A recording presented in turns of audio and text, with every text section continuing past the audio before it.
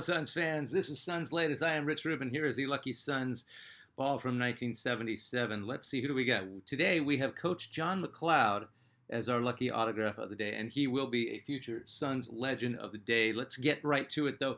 I do want to remind you the NBA regular season schedule is out today. I just checked NBA.com and a few other sources. It's not 100% out yet. There's a few games, but nothing specific to the Suns yet. Regular season does begin October 21st. That is a Tuesday. That doesn't mean that's the first night for the Suns.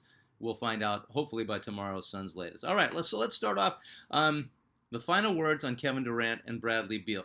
I was just thinking about it because there was so much promise a couple of years ago, and it looked like interesting at the worst and awesome at the best. And it looked like for a second last season when the Suns came out of the gate 8-1 or 9-1 that it looked like we were gonna do something, and it just didn't come to fruition. But I have some thoughts on former Suns Kevin Durant and Bradley Beal. Kevin Durant was sixth leading scorer in the NBA last season, was an All-Star, and would have made an All-NBA team if it wasn't for a chunk of injuries. I still don't think that should have mattered, or if he at least had led the Suns to the play-in. And as much as we love Devin Booker, it was pretty clear that everybody was deferring to KD. So last year, KD was the man for the Suns. And if he had at least gotten us to the play-in, and Coach Bud had cared, he would have been All-NBA. That being said, Kevin Durant will turn 37 next month. His birthday's, I think, September 19th. He gets injured at least once a season, because after about 33, 34, once a season injury, an injury every season is inevitable, and will most likely not get an extension with the Rockets. I'm not doing a whole ton of schadenfreude here. I just want to point things out for us to think about if we're longing or if we're thinking, well, what if? If he had stayed in Phoenix, owner Matt Ishbia would have most likely given him whatever he wanted. Here's a blank check. You're Kevin Durant. Stay. But that being said, the Rockets have the best chance at unseating OKC to make the finals next to the Nuggets. I don't think the Rockets will get past the Nuggets. Why do I bring this up? I don't want us to feel one way or the other about Kevin Durant. I think it was still cool to have Kevin Durant as a Phoenix Sun. It was very exciting. It was good for us for a minute, and then it just didn't work. And that's life in the old NBA. Bradley Beal, let's call it what it is. One of the dumbest trades in Suns history to trade Chris Paul for Bradley Beal. I was okay with trading Chris Paul. I would have liked to just see him stay in a lesser capacity. He wasn't the Chris Paul that we had right out of the bubble, after the bubble. But we already had Kevin Durant and Devin Booker, and that's got to be top three worst decisions ever made by the Suns. I'll never understand bringing in an injury-prone guy going back to 2014. Beal had been injured on and off since 2014 and never been more than a scorer from the weakest Eastern Conference team for years, and that was Bradley Beal. Yes, he could score. Yes, he was All-NBA third team. Yes, he was an All-Star. There was no one else on the team to shoot other than John Wall, who was also a point guard. So he got the benefit of having an amazing John Wall, set him up a lot. And the Wizards never won anything, so who cares if you're scoring 1,000 points? Just like last year. Yes, we say Devin Booker was 9th in the league in scoring, and Kevin Durant was 6th in the league in scoring. And guess what? Nobody remembers that because they didn't do anything with that. And that's why I go back to Bradley Beal. But we didn't need him. We needed Chris Paul on the bench at 10 minutes a game more than we needed Bradley Beal. He did zip for the Suns, and now he's gone to the division rival, the LA Clippers. He's been waived in stretch. A bad look for someone who is supposed to be great. He also said he wanted to go to a team with a realistic shot of winning a title. So he went to the Clippers. They do what they always do. They're going to make some noise. They're going to kill a few giants. They're going to have a good buzz going into the playoffs, and then everybody will get injured, and everybody will remind you how old they are, and they will do nothing. And that's the last we will talk about these two former Suns in this capacity. It was, again, still kind of cool to see Kevin Durant in a Suns uniform. It was bizarre to me. All right, moving on to Suns' new assistant coach, DeMarre Carroll. DeMarre Carroll is part of the Suns organization. This is a really good thing. Head coach of the Suns Summer League team.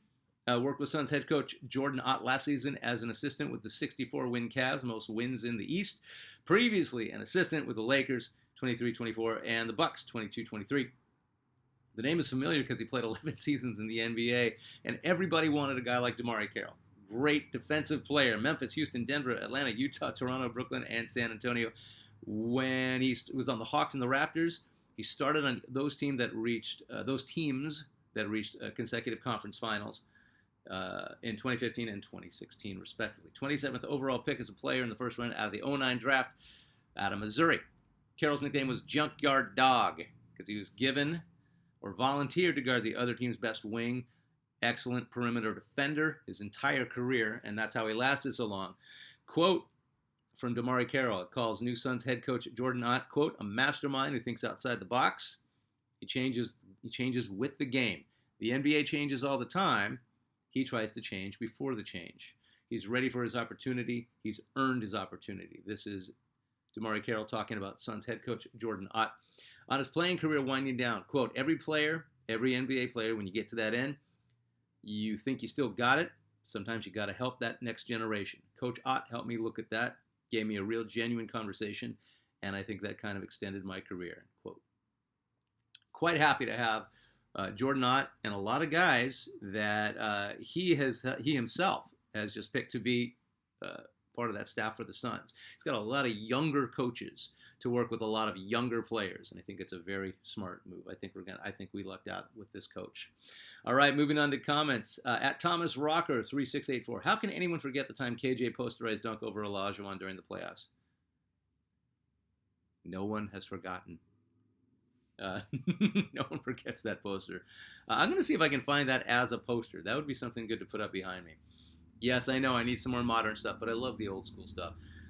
Cloud Cover 6479. Suns need a point guard with speed, passing, and defense. Offense, not so much. Giddey fits the bill. Neil Walk for all-time Harry team. Some respect for Neil Walk. And yeah, I still like Giddey.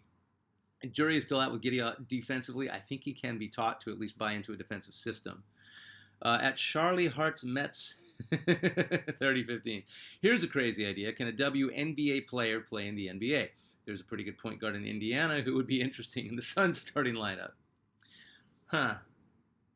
I always thought Diana Taurasi in her prime could handle herself in the NBA game with her smarts and her shooting ability. She was really strong too and bigger than you thought. I ran into her once at an airport and I'm like, that is an athlete that there's footage of her and a lot of the women in the WNBA scrimmaging with men's college and some NBA players. She kept them honest.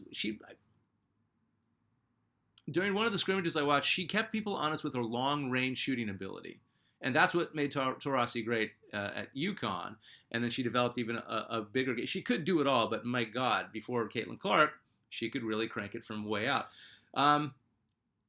Not on an NBA roster, night in, night out, 82 games with all the physicality. I off the top of my head, I think she'd get demolished defensively. I don't know anybody who she could stop.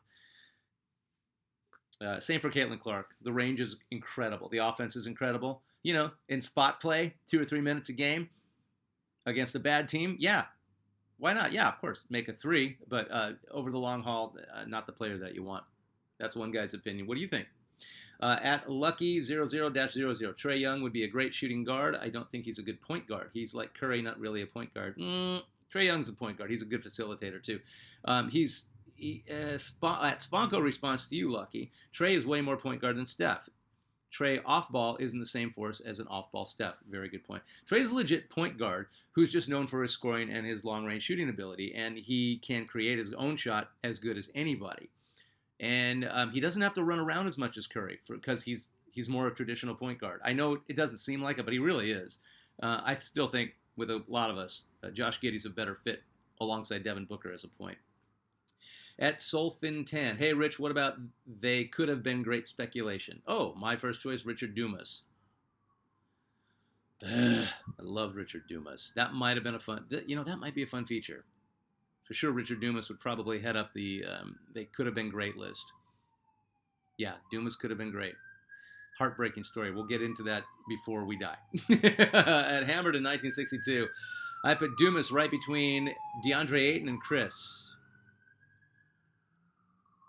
Between Ayton and Chris, I'm assuming you're talking about Chris Paul. Chris Paul was great. Ayton still has the tools, but he'll never be great. Think about it. DeAndre Ayton with all that talent, every possible opportunity. Here, you're in the starting lineup with one of the greatest point guards of all time and one of the best shooting guards in the league to take the load off of you. All we ask is that you clog the lane and you get ready for an alley-oop, and you get some rebounds, but he'll never be an all-star. Mark my words. DeAndre Ayton will not be an all-star. DeAndre Ayton is he can't be a could have been great because he never even got to the never was. He's nothing. I'm sorry. It sounds like I hate DeAndre Ayton. I don't hate anyone. I am sorely disappointed at somebody like DeAndre Ayton who got a bag and does nothing with it, and did nothing with it, and will do nothing with it. He's going to be in the Lakers. Give it 2 months. LeBron's going to lose his mind playing with this guy. And Ayton is going to say something stupid, relate it back to video games, and he'll get on the bench. You think J.J. Redick's going to put up with somebody like DeAndre Ayton if he's not 100% producing for the Lakers? Too much of a spotlight on that team. At Eric America 777. Hi, thank you for your show. I'm a Phoenix native, born in '68. Excuse me. Growing up, it was the only game in town. Your show brings up a lot of good memories. I appreciate you, and blessings to you. Thank you. Love the original Suns fans. Very nice of you to say. All right. Thank you for signing up. Thank you for posting your comments. I don't care if it's criticism. I don't care if you think I don't know what I'm doing. That's the whole point of good debate, especially for a team that we all love so much. If it's not coming from love, then, you don't have to comment. You can just not come from love in every other aspect of your life. But if you're coming from the right place, that's cool. So thank you for that. And subscribe if you like the Suns latest. We're having a good time here. All right. The Suns all-time team is now down to we're going to call it the 15. So you're allowed 12 active players and like 1 G League player and then 2 guys on injury or something. How does it work? 12 active, 3 inactive. That is what the league allows, so that's what we're going to do. So we are picking the Suns all-time 15. I've gone over the criteria, so let's just be smart Suns fans and know who deserves to be on the 15. We already picked one. Well, I already picked one. Devin Booker starts the Suns all-time team. We're going to keep doing this. We're just going to do one player a Suns latest until we all agree on the top 15, and this is not by position. So who do we want for the number 2 all-time 15? If you were going to pick your Suns all-time team. Have I made it quite clear that this is the all-time team of 15? And remember, not by position, just greatness. So I got Devin Booker at number 1. I'm not going to say anything. I want you to comment and let me know who's the second guy. And remember, once we get the 15, it's an unranked. This list is unranked. Once we finish the 15 from your comments, then we will start ranking them. And then the arguments will be really good. All right? That's it. That's all I got for you for today. It is Suns Latest. I am Rich Rubin. Thank you so much for tuning in. Comment, subscribe, let me know what you think, and we'll do this again tomorrow. Thanks a lot.